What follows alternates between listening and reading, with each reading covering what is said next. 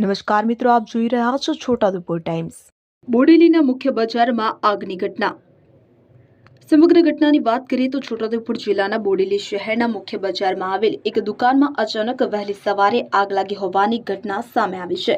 આગ લાગતા વિસ્તારમાં અફરાતફરીનો માહોલ સર્જાયો। પ્રાથમિક માહિતી મુજબ દુકાનમાં શોર્ટ સર્કિટને કારણે આગ લાગી હોવાનું અનુમાન વ્યક્ત કરવામાં આવી રહ્યું છે।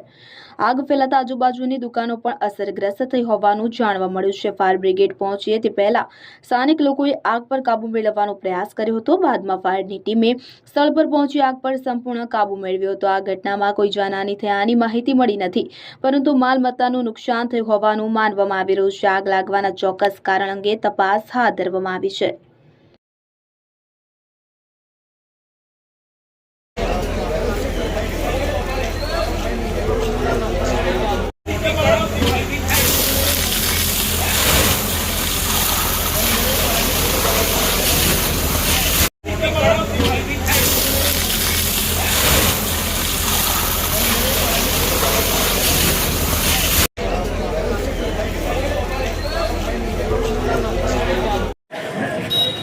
બોલો।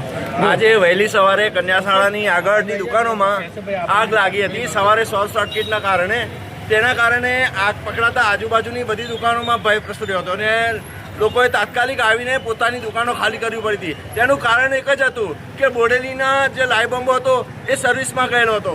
તેના કારણે અમારે છોટાઉદેપુર ફોન કરવા પડ્યા, બહાદરપુર ફોન કરવા પડ્યા, જાંબુગોડા ફોન કરવા પડ્યા અને પોતે ખુદ જાતે જ્યારે શોર્ટ સર્કિટના લીધે લાઇટોમાં કરંટ આવતો હતો, લાઇટો બંધ કરાવવી પડી, એટલે આગ બુઝાવવામાં બી તકલીફ પડી। એટલે ત્યારબાદ પહેલો બંબો જાંબુગોડાથી આવ્યો, બીજો બંબો બહાદરપુરથી આવ્યો અને ત્રીજો બંબો છોટાઉદેપુરથી આવ્યો। એટલે અમારે બીજાના ભરોસે અમારે આ કામ કરવું પડે છે। તો બોડેલી નગરપાલિકામાં લાઈવ બંબો નથી, એનું કારણ શું? કારણ કે આવી રીતે કોઈ બી ઘટના બને તો બોડેલી વાળાઓએ હેરાન થવું પડે છે। આજે નગરપાલિકા થઈ છે તો પણ આ તકલીફ છે, તો એનો સત્વરે વહેલી તકે નિકાલ આવે એવી સરકારને વિનંતી।